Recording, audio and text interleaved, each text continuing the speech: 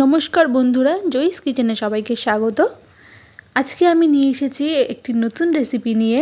আশা করি আপনাদের ভালো লাগবে।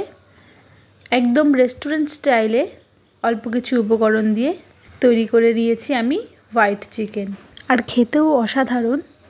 তো বন্ধুরা, চলো দেরি না করে দেখি নিই, আর আমার চ্যানেলটিকে সাবস্ক্রাইব করতে ভুলবেন না। আমি এখানে নিয়েছি 500 গ্রাম চিকেন, 1 চামচ লেবুর রস দিয়ে দিলাম, আর দিয়ে দেব 1 চামচ লবণ। এবারে আমি লবণ আর লেবুর রসটা দিয়ে চিকেনটাকে ভালোভাবে মেখে নেব। তারপর এখানে দেব আমি টক দই। টক দইটাকে ভালোভাবে আগে ফেটিয়ে নিয়েছি। এবার দইটা দিয়ে ভালোভাবে মেখে নিয়েছি। এবার এখানে দেব আমি ব্ল্যাক পেপার অর্থাৎ গোলমরিচের গুঁড়ো।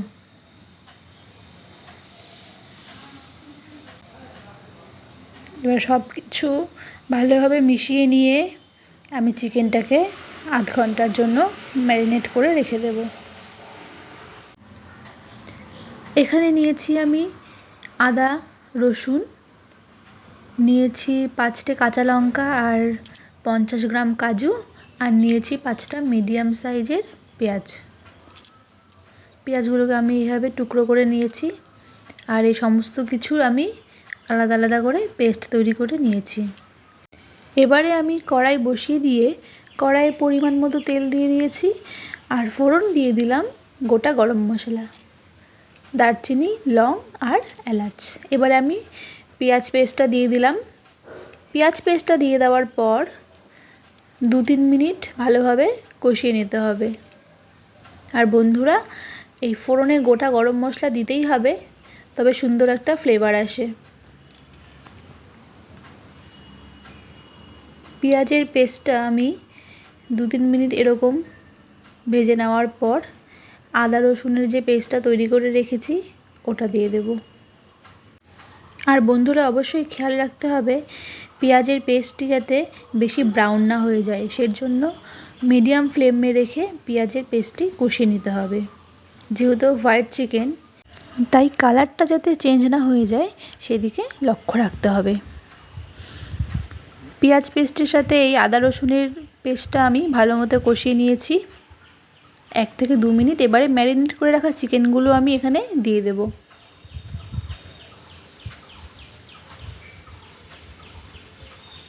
চিকেনগুলো দিয়ে দেওয়ার পর ভালো মতো নেড়ে চেড়ে সব কিছু ভালোভাবে মিশিয়ে নিতে হবে। আর বন্ধুরা, এই রেসিপিটি তৈরি করতে বেশি তেল লাগে না। প্রথমে দেখিয়ে নিয়েছো আমি কড়াইয়ে কতটুকু তেল দিয়েছিলাম। এবারে আমি চিকেনটা ঢেকে দেব। আর জল বেশি লাগবে না, কারণ হচ্ছে যেহেতু টক দই ব্যবহার করেছি, তাই ঢেকে দেওয়ার পর টক দইয়ের থেকেই কিছুটা জল বেরিয়ে আসবে, তাই জল বেশি দেওয়ার প্রয়োজন নেই। এবারে আমি 10 মিনিটের জন্য চিকেনটা ঢেকে দেব। 10 মিনিট পর ঢাকনা তুলে নেওয়ার পর বন্ধুরা, দেখতেই পাচ্ছ চিকেনের থেকে কতটা জল বেরিয়েছে। আর স্বাদ মতন আমি অল্প লবণ অ্যাড করে দিলাম। বেশি দিইনি, কারণ ম্যারিনেট করে রাখার সময় আমি অল্প লবণ দিয়েছিলাম।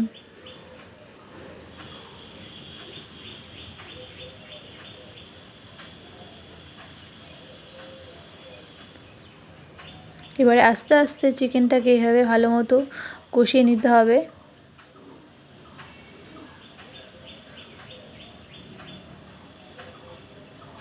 আর যে ফোড়নের সময় গোটা গরম মশলাগুলো যে আমি দিয়েছিলাম, ওগুলো তো ফ্লেভারের জন্য দিয়েছিলাম, তাই পরে আর গরম মশলার কোনো প্রয়োজন নেই।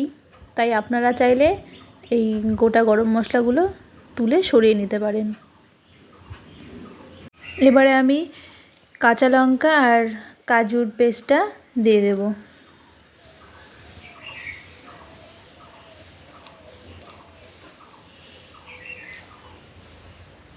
দিয়ে দেওয়ার পর ভালো মতো মিশিয়ে নিয়ে 2-3 মিনিট কষিয়ে নিতে হবে।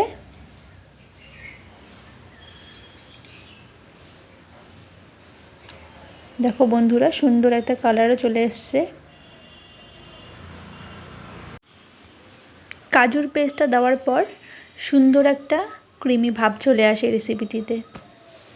এবারে আমি 5টা কাঁচা লঙ্কা দিয়ে দিলাম, জাস্ট এটা অপশনাল, দেখতে ভালো লাগবে এর জন্য। দেখতেই পাচ্ছ বন্ধুরা, চিকেন একদম ঠিকঠাকভাবে হয়ে গেছে। এবারে সবশেষে আমি এখানে দিয়ে দেব কাসুরি মেথি। এই কাসুরি মেথিটা দেওয়ার পর দারুণ একটা ফ্লেভার চলে আসে। কাসুরি মেথিটা অবশ্যই দিতে হবে, এটা দিতে ভুলবেন না।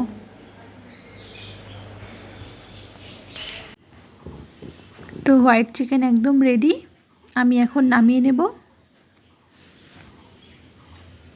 আর বন্ধুরা, আমার এই রেসিপিটি দেখে কেমন লাগলো অবশ্যই কমেন্ট বক্সে কমেন্ট করে জানাবেন। আর বাড়িতে অবশ্যই ট্রাই করবেন, একদম রেস্টুরেন্ট স্টাইলে, খেতেও দারুণ স্বাদের, একটা ক্রিমি ক্রিমি ভাব আছে, মানে বোঝাতে পারবো না। আপনাদের অবশ্যই তার জন্য ট্রাই করতে হবে, খেয়ে তারপর জানাতে হবে।